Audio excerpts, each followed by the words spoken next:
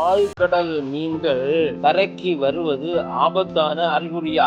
ஆழ்கடலில் வாழும் மீன்கள் கரையை நோக்கி வர துவங்கிவிட்டது. எனவே உலகம் விரைவில் அழிய போன்று மக்கள் அச்சம் கொள்ள ஆரம்பித்துள்ளனர். சமீபத்திய ஆழ்கடலில் வாழும் டூம்ஸ்டே ஃபிஷ் என்னும் ஓர்கள் கரைக்கு வந்தது. ஜப்பானில் ஓர்பிஷை நிலநடுக்குவதற்கான அறிகுறி என நம்பப்பட்ட இந்த ஆண்டு ஜூன் 6ஆம் தேதி டைம்ஸ் ஆஃப் இந்தியா நாளிதழ் செய்தி ஒன்று வெளியிட்டது. ஆனால் இது ஒரு இயற்கையான சம்பவமே என விஞ்ஞானிகள் உறுதி செய்தனர். Climate change, rising global temperature, போதிய உணவு கிடைக்காது, நோய்பட்டது, நீரில் போதிய ஆக்சிஜன் இல்லாதவே இந்த ஆழ்கடல் மீன்கள் தரைக்கு வர காரணம். 2050 கடல் நீர் மட்டம் 1 அடி அதிகரிக்கும் என நம்பப்படுகிறது. ஸ்மூத் லம்ஃபிஷ், பிளாக் சீ டெவில், ஆங்கிலர் ஃபிஷ் ஆகியவை கடலுக்கடியில் 1 கிலோமீட்டர் ஆழத்தில் வசிக்கக்கூடிய கடல் மட்டத்துக்கு மேல் வருவது ஆபத்தான அறிகுறி. எனவே புவி வெப்பமயமாவதை தடுப்போம், மரங்களை நடுவோம், பூமி மாசடையாமல் காப்போம். பாய்.